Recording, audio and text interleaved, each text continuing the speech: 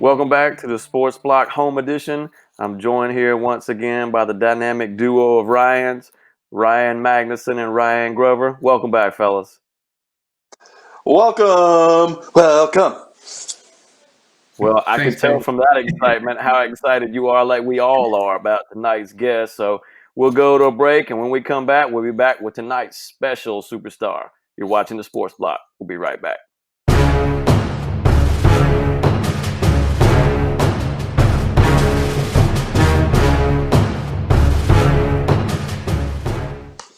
Welcome back, everybody, to the Sports Block. I say this for all my guests, but I truly mean it this time. We are humbled and excited to bring in this next guest. He was a hero on the gridiron and on the track field at Millcreek, taking his talents to Western Carolina, becoming one of an all-purpose back. Where you want to put him, Swiss Army knife, in the slot, in the backfield.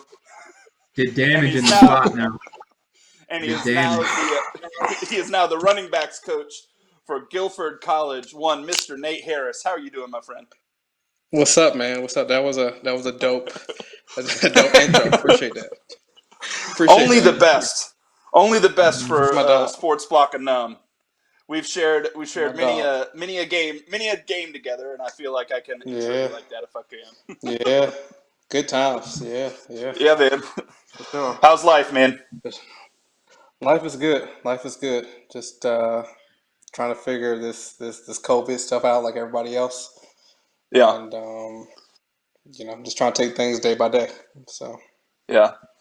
And one of the things that we haven't had an opportunity to do, but you're a great person to bring in for this, is kind of see from a college coach's level. We've had a little of experience, kind of from a student athlete perspective, but from a coach that is bringing in new recruits and trying to stay on top of the players he already has in a room or in his position room. I think bringing you in and talking about that level is something we haven't done yet. So I guess the first question is how has the communication been from when it started?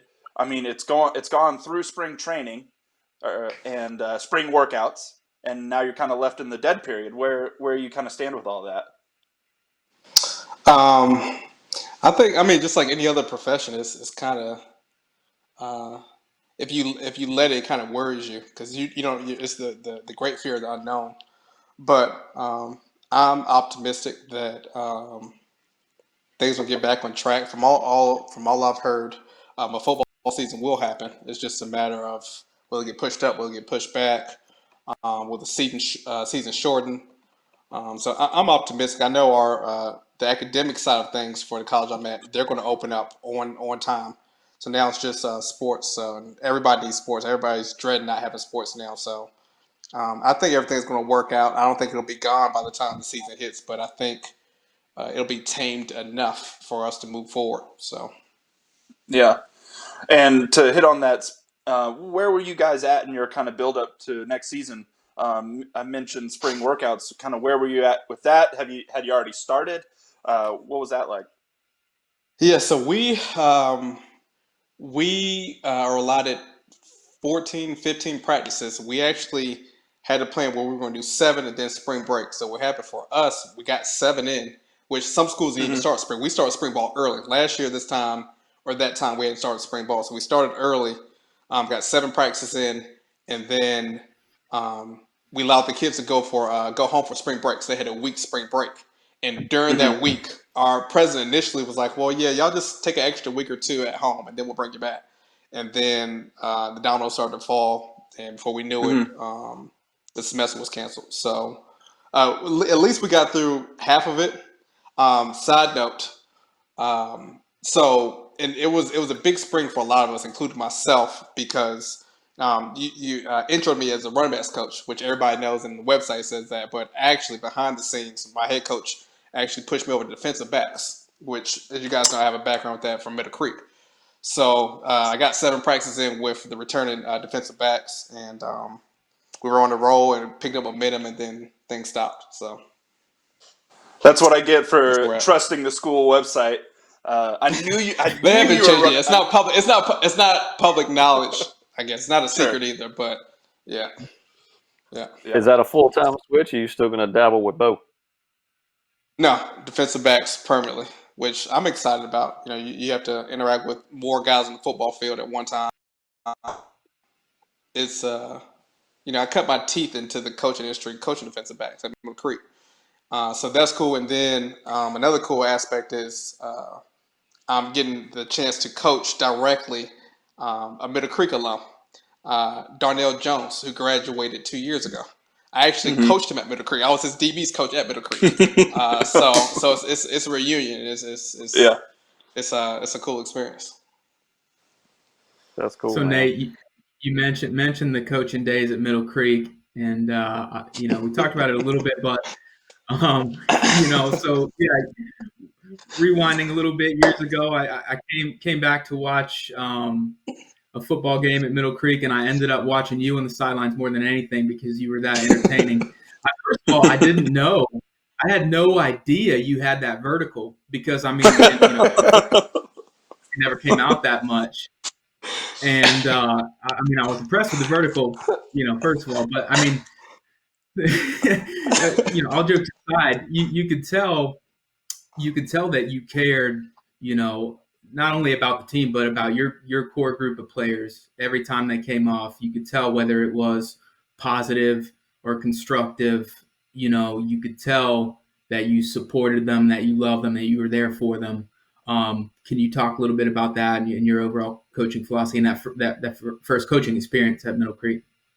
Yeah, Middle Creek was a heck of an experience. So the backdrop to that story was I was in Florida selling insurance and wanted to kind of get back into the. I was selling insurance on the side just for fun. I started coaching Pop Warner, and I realized how fun that was, and so I was like, I think I want to coach. I think that's a career I want to get into. And crazy enough, I reached out back home to Petty. I talked to at one point. Coach Crocker, Coach Ray, Coach Dunstan, Coach Ragland, all Middle Creek guys, and they were telling me to follow my heart. This is a rewarding profession. So anyway, fast forward, get to Middle Creek, things work out, and I'm coaching there, and it was a really good experience in the football field. We won a lot. We won over that 2-year stretch, probably the most Middle Creek's ever won on a 2-year stretch, and set a lot of records in the process. And had the talent level was ridiculous, and so that was fun. But I mean, my big thing was, I'm young and I'm an energy guy, so. I'm that guy, they have little skits nowadays where it's like this type of coach does this, and I'm your prototypical DB running back coach, just like that you laugh at. But I'm like, that's me. My whole thing is the kids, I think, can sense your energy and excitement. And I always tell my kids, I'm going to be your toughest critic. I'm going to be super hard on you during practice, but that's for come game time, you find success. And there's no shame in my game from Middle Creek to Guilford being their biggest cheerleader. They need somebody to be their cheerleader besides their teammates. So I want to praise them when it's necessary. So that's why I was jumping up and down. You saw that vertical, and there was times where I was running. I had a couple of people. It was 2015. We were playing at Holly Springs at their place. It was kind of a tight game. Holly Springs always plays us tight, and Jonathan Spencer, Juby, who was just unbelievable, maybe arguably the best football player to ever come through Middle Creek. He gets a pick six, and he's run down the sideline, and I'm racing him, and everybody's like, Nate, look like you still got it. And running the fourth. Like I'm outrunning him at this point on the sideline. But, it's fun. I mean, I enjoyed it, and I always tell my DBs, and I told my DBs on this level, like, I'm all about picking the ball. And when you pick it, you better go and look for me because I'm racing down the sideline. But the blooper aspect of that is I got to be careful because Middle Creek I got like 2 penalties for running to the ref because I was so excited running down the sideline. That's the blooper reel, the running, and then the jumping blooper reel. Like I almost pulled a hamstring thinking I was still like 18. So I've come down a little bit, but no, I like having fun. I think the kids need that.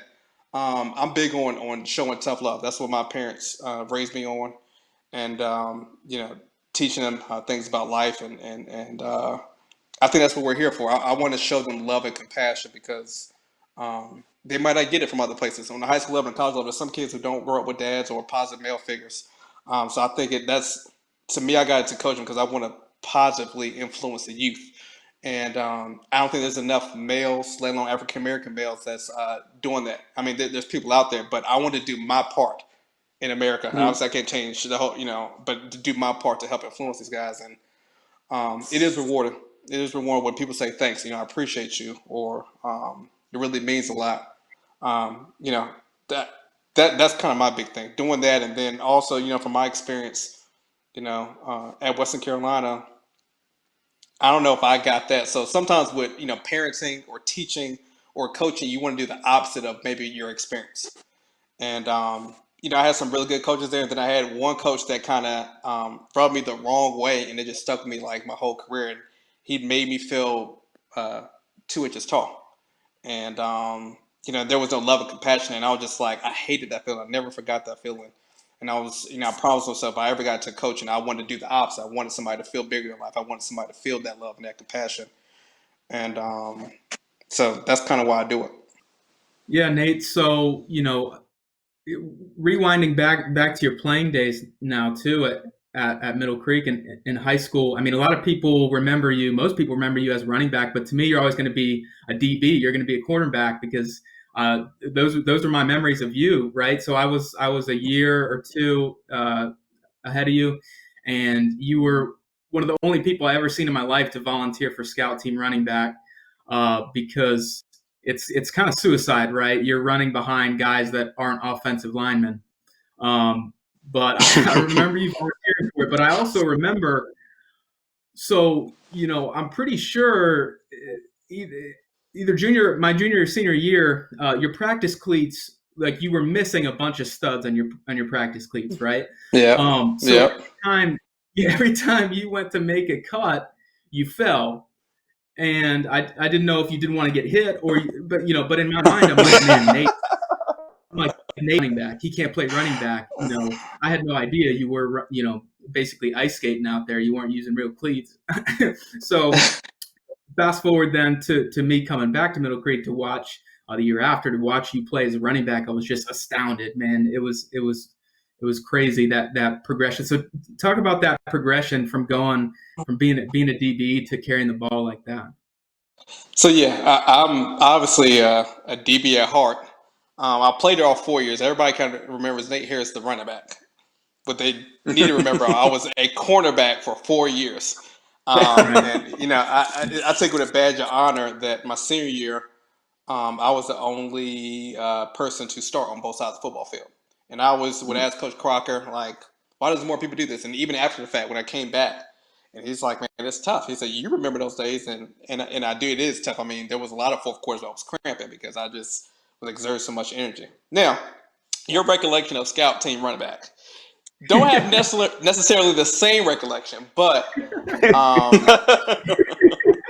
I'm sure I did volunteer at some point. So the whole setup with the people at Millcreek would know this, the football players. So the whole deal with playing running back was we had some great running backs before me, from Greg Shaw to Donnell Price to B.J. Dunn to Preston McComas, LeVar Autry. We did the running back. And so here, proven running back. We had a core of guys who had Paris Smith, one of my good friends, John, good friends. I think Trey Nesbitt, who was a younger guy, he was like a year under us. But there was no. So Coach Ragland, who was the offensive coordinator at the time, now the head coach, he went to the season with the idea we were running back by committee. And then they was like, we can try to see if he can use the speed. And what happened was, claim to fame, at least running back early on, was the first time I touched the ball. I remember like yesterday was, we had those jamborees. And I think it was against Chapel Hill or Southern or something like that. But the very first time I touched the ball was a 50-yard touchdown down south. The very first time I played running back ever. And, according to them, it was like, well, yeah, we found our guy. Soon after that. It was supposed to be run back by committee. It was like, well, he's probably going to be our guy. And so, I never played running back. I was always kind of infatuated with the idea. And we had a good year. I mean, it helped that we had a Brett Burnett. It was kind of a dual threat back there, so it kind of took the pressure off of me. But we kind of have the same kind of Harris household with us obviously being undersized men, that like a pit bull mentality. And when we say that, we Mhm. mean never say die. You have to kill me before it's all said and done. And that was my mentality. I always like to think I was one of the better pound for pound guys. I wasn't the biggest. I wasn't the biggest or fastest or strongest per se, but you couldn't tell me when I was running the rock that I wasn't 6'3", 245 pounds when I was running the rock. So I mean, that was just a Still mentality I had, arguably the best, and man. appreciate that. Appreciate that. That's Still just arguably the you best to know play that position at Millcreek. Definitely. appreciate that. Appreciate that. That just I mean that mentality. Um, I it kind of in the speed too. Back then, I mean, there's some really fast guys nowadays, but that was my thing. I wasn't so much scared to get hit. It was one of those hit me if you can catch me. So I was hooked. So that was it was fun. It was some of my best times of life. Let me jump around a little bit now in terms of obviously, we mentioned a little bit earlier about the passion that you bring to coaching, which I think is, we've talked many, many times about, just do your Mm-hmm. job type of deal and Mm-hmm. bring Mm-hmm. every piece of enthusiasm and energy to you. And that rubs off on your players and all of your fellow coaches and who you surround yourself with. But, just from the transition of growth now, obviously, I've seen you come full circuit from, a young individual to a grown man now, having you as a student, with us as a member of Sports Block and Skills USA, having watched you Mm-hmm. as an athlete, having watched you as an athlete in college, and then, stood side by side as peers, as teachers and as fellow coaches. And I've seen you come a long ways. So now, personally, I know you still got a long ways to go in terms of where you want to be, but let's talk Right. about transition now in terms of your growth from high school to college and those things you talked about, between being influenced by different coaches to what things you bring into the table. But now having coached on a high school level, now on the college level, with dreams and aspirations of going further, where are you now kind of in terms of things that you've learned, from different coaches and stuff that have helped you, and things that you've learned that are pushing you to be at that next level now? Um, I think I'm taking. I don't know. I pride myself on, especially during the off season, reaching out to people. Last year was a big year for me where I reached out to. I have no shame in my game when it comes to blind calling or blind emailing or cold calling, cold emailing. So I had the privilege of speaking with the Duke running back coach via me randomly email him saying, "Hey, can I talk to you just to pick your brain?" Um, the ECU running back coach, um, the Old Dominion running back coach. He was Elon running back coach, and just picking their brains. And North Carolina A&T coach, um, just picking their brains about different things. I think some things I've learned is I kind of knew this, but especially on collegiate level, you have to pay attention to this as far as you can't coach everybody the same, and it's easy to kind of fall in that trap of yelling at everybody or talking soft to everybody. Everybody's different. And I've always been a person to try to build relationships. So I've had to take note of that because everybody has different circumstances.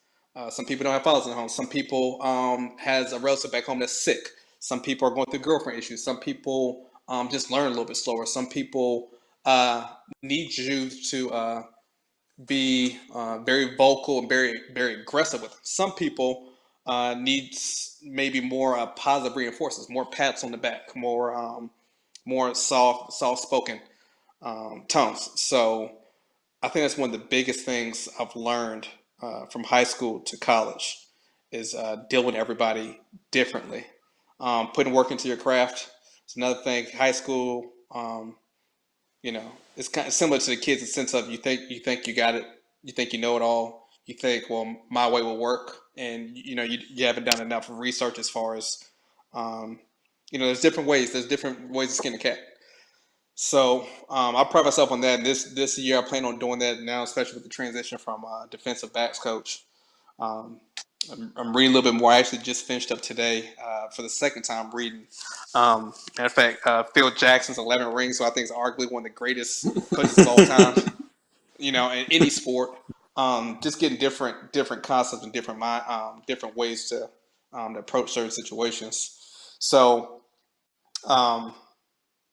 I think that's my biggest thing. I mean, I'm always going to be me in my core. I'm going to be energetic. I'm going to want to build a relationship with you. I'm gonna cut up with you. I'm going to celebrate you when need be. I'm going to be really tough on you when need be. So a lot of that's kind of changed, but just approaching every kid as an individual, not as a like everybody else, is kind of one of the biggest things as far as my maturation. But the next big thing is just if you want to be good at something, perfecting your craft.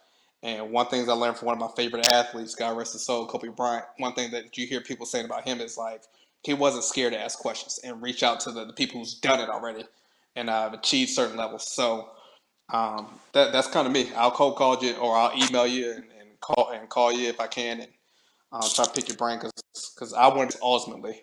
I kind of got into it to change this young man's life. But ultimately, when it's all said and done, in a perfect world, I would like to be universally known as somebody who helped mold young men into positive role models and positive young men. So I think a big part of that too is, and you touched on it, with Kobe, and I think you've seen some of this in the series that's been on about Jordan and the kind of relationship they had, and the way Jordan approached his ceremony they had at Staples Center, where he just broke down in tears, and the big part of coaching is continuing to learn and grow. And I know Yep. we've talked several times about, like you'd mentioned the book earlier, Phil Jackson, about how you always spend time every year, every summer, whatever, you read a different book, whether that be, a coach or, an athlete, male, female, whatever, where you have that ability to continue to grow, like you said, and hone your craft. And that's the thing that keeps the best coaches, and the young coaches to be better coaches.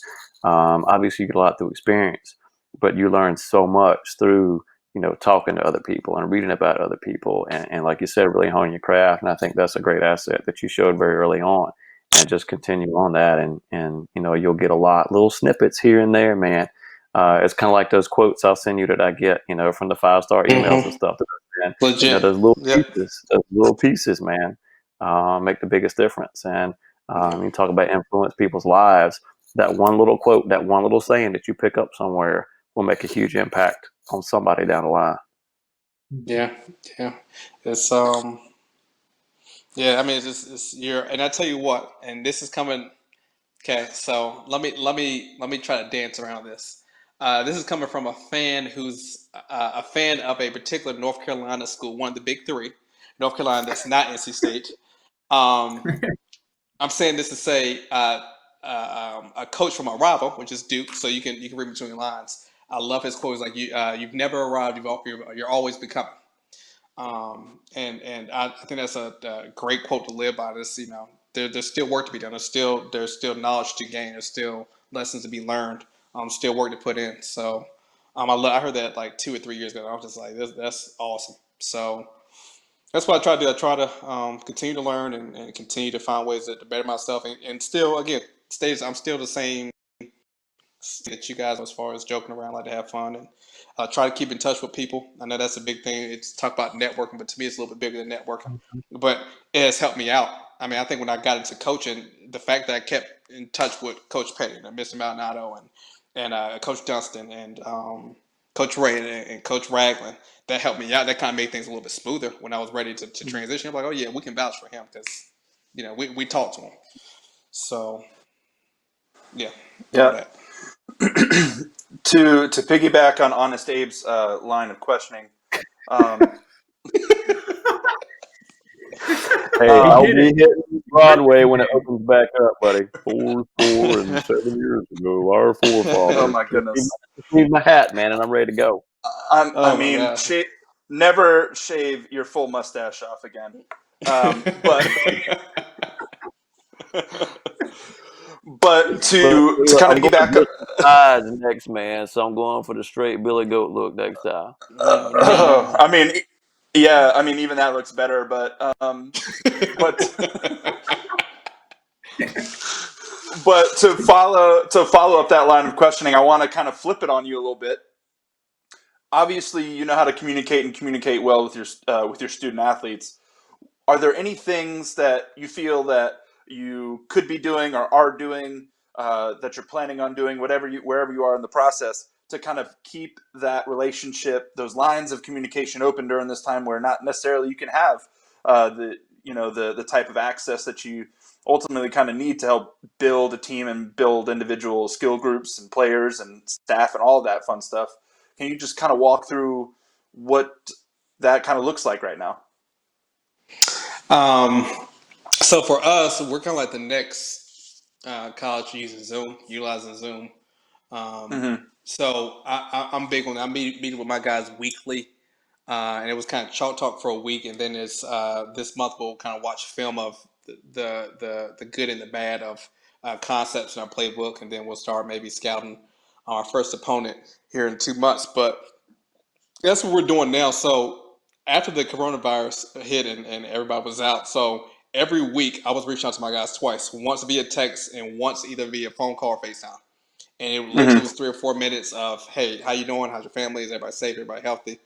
I think that's important, to remind kids that you care, but also just to keep them engaged. I mean, Yeah. kids, especially kids, they're just so used to being around people their age all the time, and then all of a sudden they have to be confined to their house and their family. So we were doing that. So now I'm kind of just doing Zoom. I probably could do a better job of keeping that line of communication open. So now the only time I talk to them is the once a week for Zoom, and we're talking football only. We'll break it up and Mm-hmm. we'll have breaks in there where we kind of joke around, but I could be doing that better. Obviously, when things open up, I would like to go sit down with some of these people. My preference when I reach out to random coaches, at least in North Carolina, and then you have to take advantage of North Carolina. There's so many colleges here. Is Yeah. to go talk to them face to face. But there was a couple of those guys that I mentioned earlier where I talked to them on FaceTime because that was just the best way of talking. But I wish I could do that. I mean, talk face to face and just pick people's brains. I think I'm big on communication, and it's better to obviously be face to face with somebody. So it kind of gets tricky because I think last year some people would either not respond or kind of blow me off because I'm saying, "Hey, can I talk to you?" They're probably thinking this guy's trying to get a job, which Mm-hmm. I guess a long game, I guess. But my intentions were pure. It's no, I just want to pick your brain for about an hour, and ask how do you approach this and what do you think about this.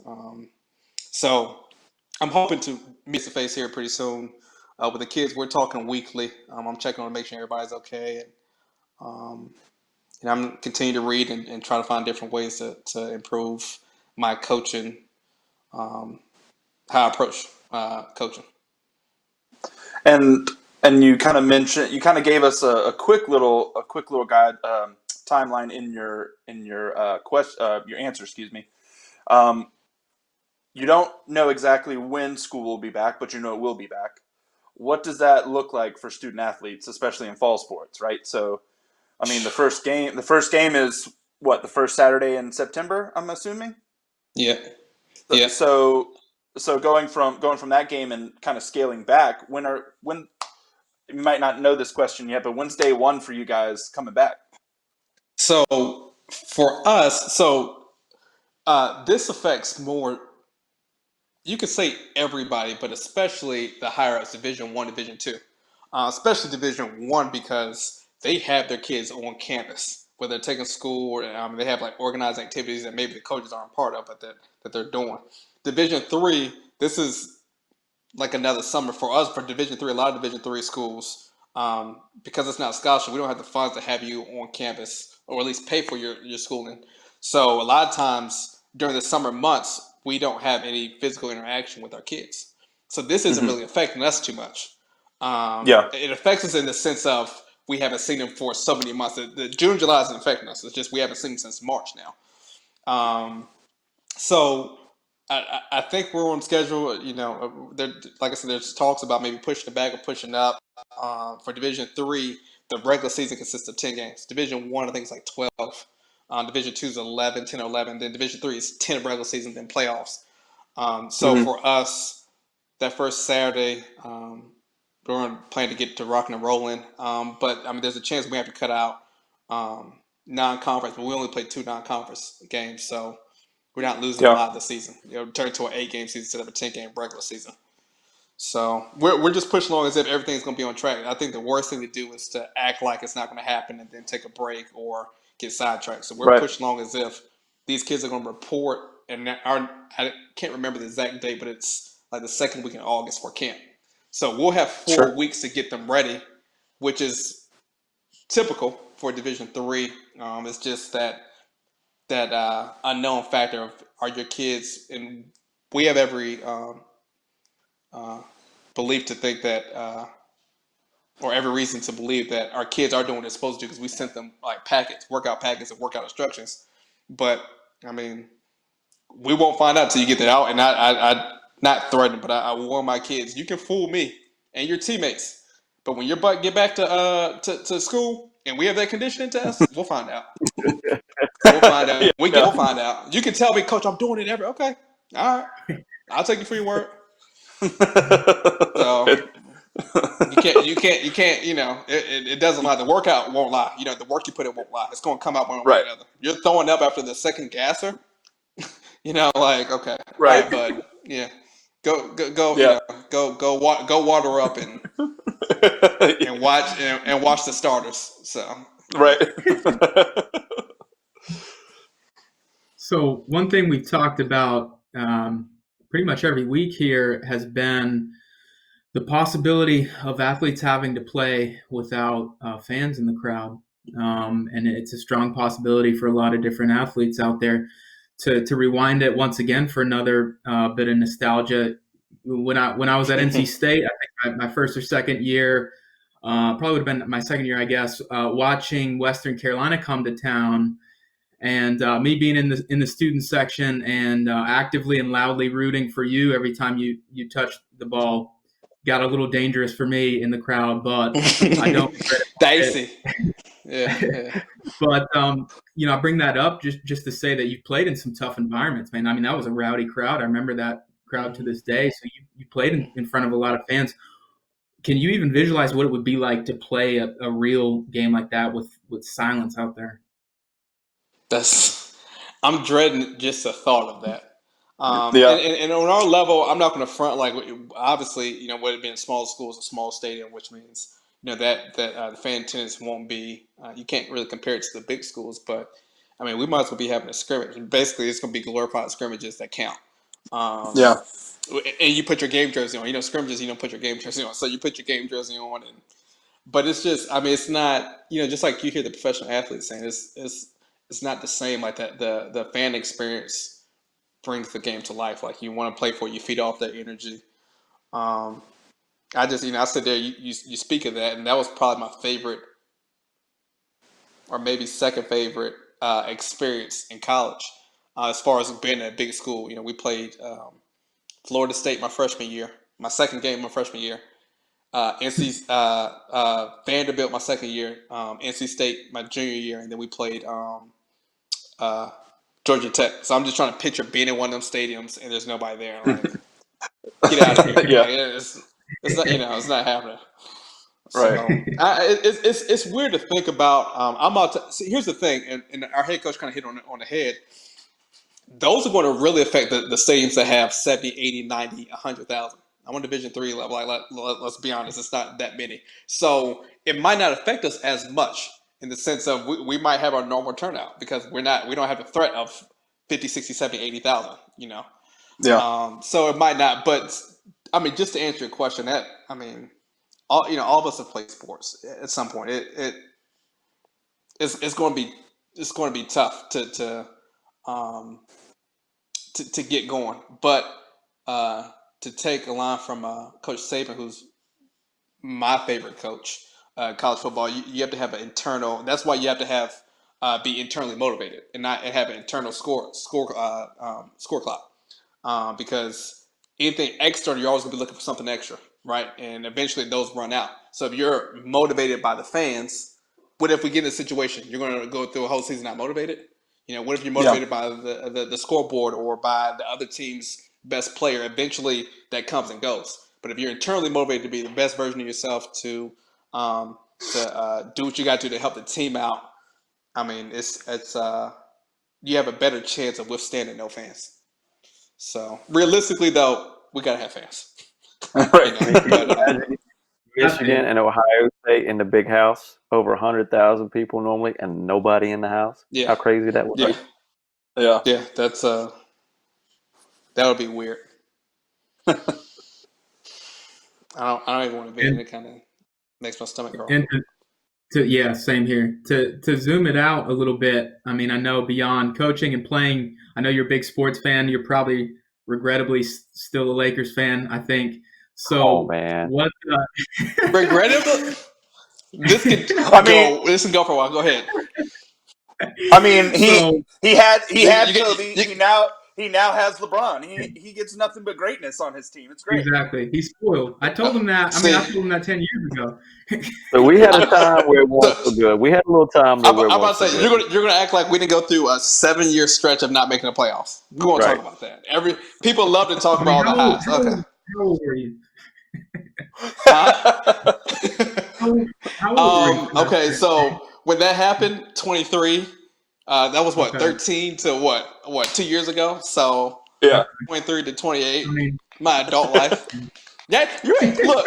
You got me sitting up. You don't get me don't get right about my Lakers now. Right. I'm on Nick's side too. We're gonna double team y'all on this one. I'm a Lakers fan too right now. Once you got that 23, I'm hopping on that bandwagon for sure. There's a few things you got to question. Ain't no bandwagon. Till I die, I bleed purple and gold for the Lakers, and purple and gold just is by happenstance. My favorite NBA team, my favorite NFL team, my college team that I played for, and then you can sprinkle in red, black, and white. I mean, I bleed all that. So now that I've got you going, is the NBA is that the biggest sport you're looking forward to coming back from a spectator standpoint, and what do you think happens when it comes back? Just because that's I mean, I could say football, but NBA is more the immediate future. If anything's going to come back, I think it's going to come back. There's talks. I haven't read too deep into it, but I know there's talks about them playing at things like the Disney Resort or somewhere down there in Florida. Yeah. I'm okay with that as long as I see sport. I mean, it's so and I'm not, forgive me. I'm a football and basketball guy, so. Typically around this or here in about a month or two is really dreadful for me because it's just baseball and golf maybe going on. So I'm used to a short period of time where there's nothing that interests me watching, but this is just going on. I'm hoping the NBA comes back even with no fans. The thing, no fans affect me because I'm listening to the comments and watching, so it doesn't affect me too much. So I would. To that. Hopefully they can make that happen.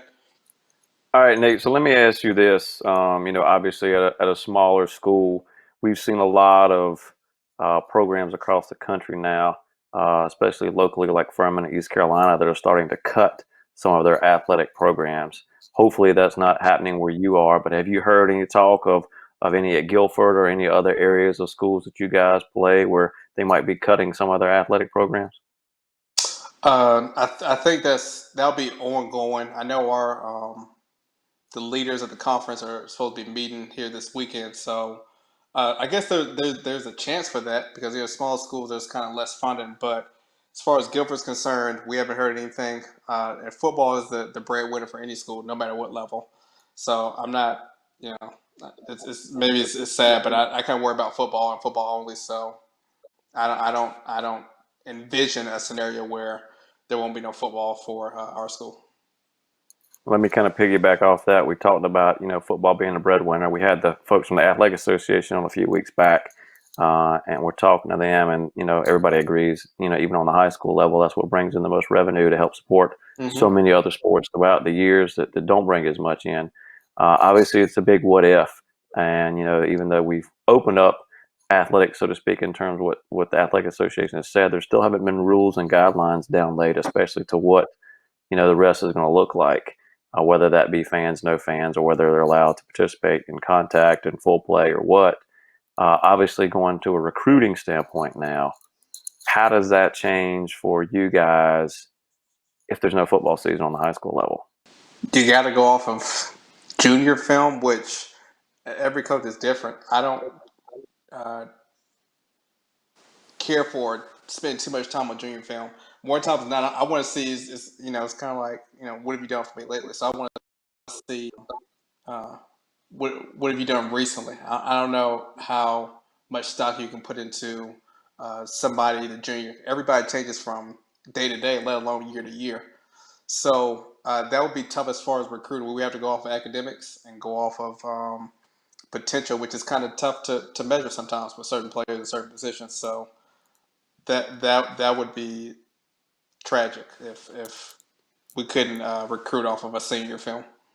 I know that's a big, big what if, but I know that's something that may unfortunately come down the pipeline. So let me take it back home for you a little bit. A couple questions here, Creekside, and then I'll turn it over to the other guys again. So first one is obviously, I think to all of us in this group and our producer, Mr. Maldonado, as well, that Millcreek is a very special place to all of us, which is why we're still involved with it even after you guys have left and everything else. But the first time you step foot back on that field, obviously I know you mentioned the Pop Warner's kind of how you got feet wet into it again a little bit, but I know Millcreek is where you kind of grinded your teeth a little bit before you moved on to college. First time you step back on that field, what did that feel like? Goosebumps ran through me, and it was a special feeling because at that point it had been 7 years since I was last on that football field, and unfortunately my career ended on that football field early in the playoffs. So it was goosebumps. There was just such a level of excitement before I even knew I was going to be that crazy coach that people grew accustomed to watching.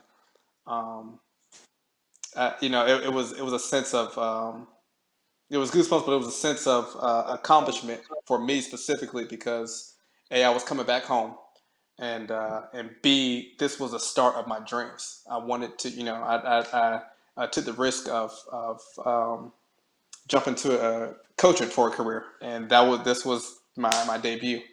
So it was a sense of like I've made it, not in the sense of I'm all the way there, but I'm here now. So now coach and enjoy this ride. It was the start of a ride. So.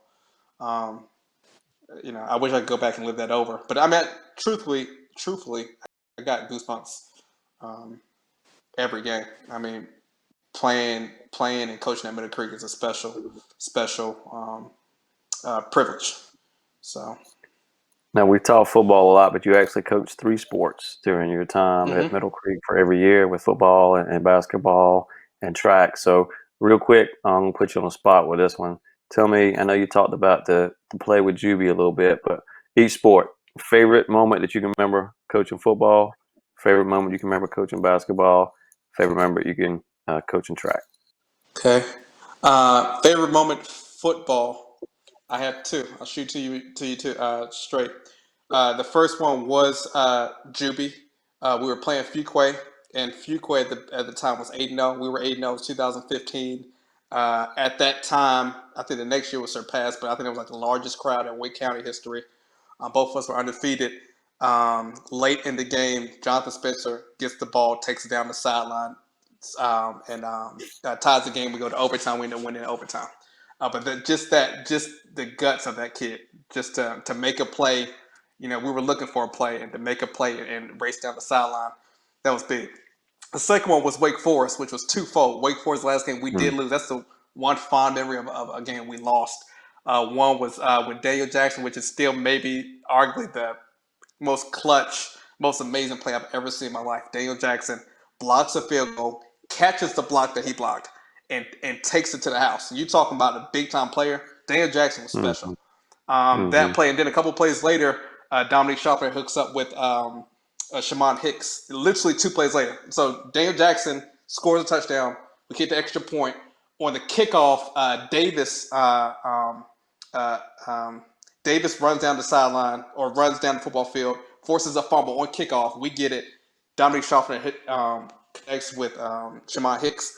And I still to this day, and it gives me goosebumps saying this, I never saw so much, never saw felt so much energy at Millcreek in any sport in my life. I mean, you look up, everybody's jumping up, high-fiving, going crazy. I mean, everybody was out there going crazy because we were down by 2 scores in literally 3 plays. We tied it in the fourth quarter of the second to last round. Basketball, I think not necessarily gaming. We had our ups and downs coaching, but I think it was more so practice. Just the practices that sometimes were fun, sometimes we were tough on them, and then sometimes us coaches we kind of got on the court to kind of try to toughen up the girls and team up, and it was kind of fun doing that. But I think big thing with basketball just build a relationship with the young ladies and kind of trying to impart and instill hard work and instill kind of a tough mindset. So build those relationships with those young ladies was some of my fondest memories of basketball. Track, I think, overall was winning the school's first ever. We had a lot of fast people come to the school. The school's first ever conference championship, which is my last year. So 2018, spring 2018, we won a conference championship on the men's side. That was big. But overall, and I can't pick one race, but there was this guy named Preston. Oh my gosh. Preston was made one of the fastest guys I've ever seen. Preston was special. Every time that he was on Preston Pierce. He was our anchor. So the last guy getting the baton on the relays in the 4x1. It was like you were watching football or basketball in the sense of like you would get up out of your seat to see what he was going to do, whether it was walking somebody down or extending the lead that we already had even larger. So Preston, I would get in trouble for saying who some of my favorite athletes were, but he was special. I enjoyed watching him. All right, last question for you, because obviously, you're one of us in terms of a fellow sports blocker. You and Grover commentated a lot of games together. I think I know this one already, but your favorite moment commentating with the sports block? My senior year, Grover and myself, senior year. We are going against New Hanover, I think in the 3rd round. I knew that had to be playoffs. it. It's not even close. New Hanover. Yeah. That gym was and we're going against the number 1 team in the nation. As for the starting 5, we're going on to play college basketball. I think the underclassmen. That's the only reason he wasn't in that number. They were number 1 team in the state. Yeah. They hadn't lost to a team in North Carolina in 2 years, and Millcreek just had the heart of a champion that game. The eye of the tiger, however you want to describe it. I mean, we were rolling, and I just remember commentating. I remember giggling on air, and I remember just having so much fun, like watching such a competitive game. And there was the ups and downs, and they had height, and they had the name and the whole nine. It was just, standing room only, and that was my favorite. I think the favorite moment, obviously, besides winning, if you remember Grover, right before halftime, Garius Adams shoots a half-court shot. And here's the crazy thing. We were still down, but it was just that sense of like, oh, we're here. Like, we can hang with the big boys. Like, we're here. Right. And I just, oh my gosh. He hit it dead center. He kissed off the backboard to go into halftime, like completely changed. 3/4 of the court. Yeah.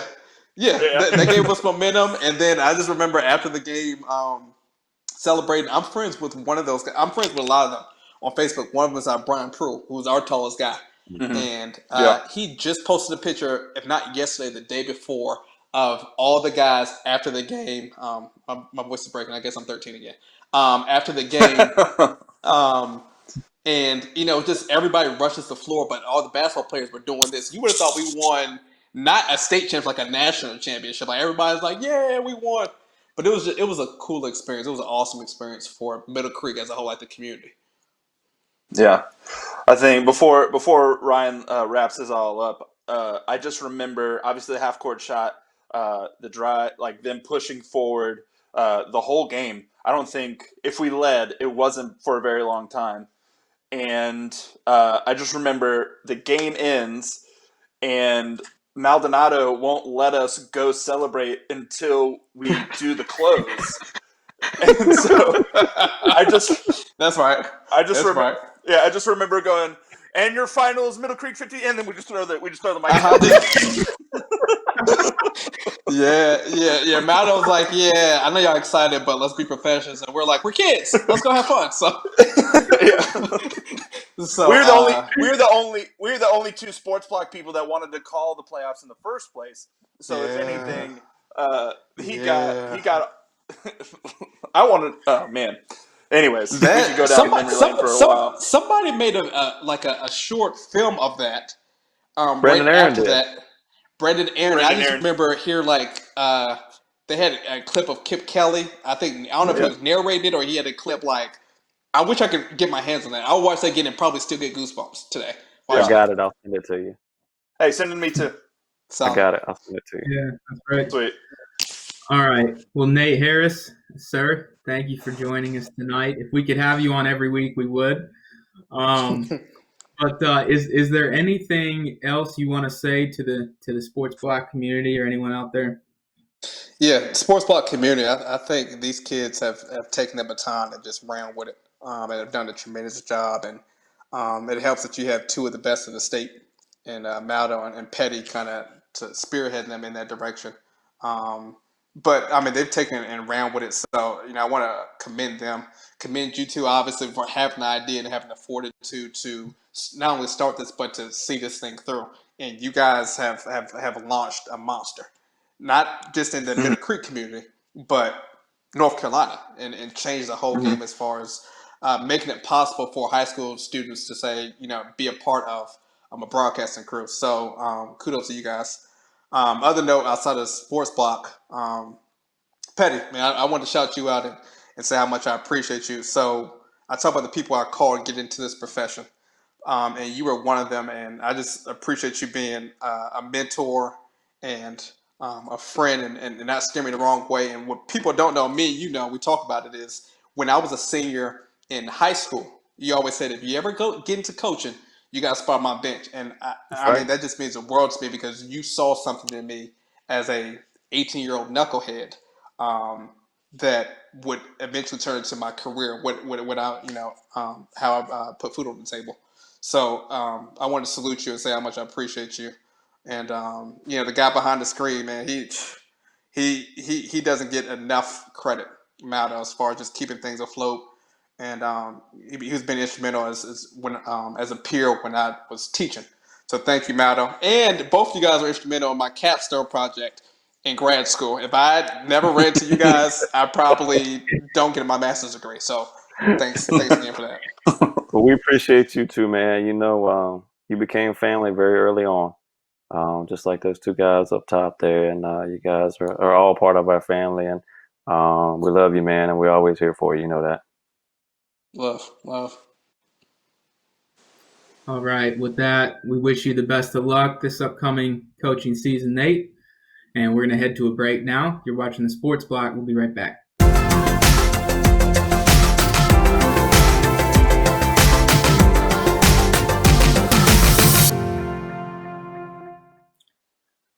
Welcome back to the Sports Block. Another awesome interview, another awesome show here.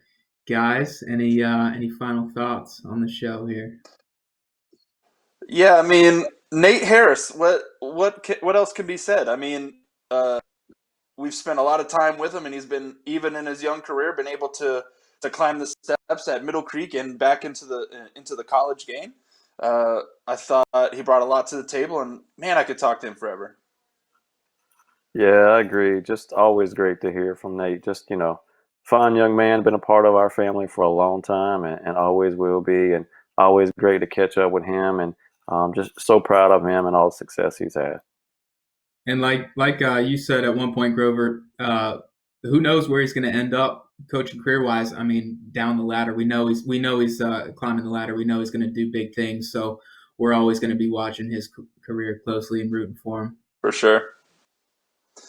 And guys, with that, first thing before we get out of here, make sure if you like that video to smash that like button and subscribe. We want to reach as many people and spread the gospel of Millcreek athletics across the land. So with that, we will say goodnight. You've been watching The Sports Block. We'll see you next week.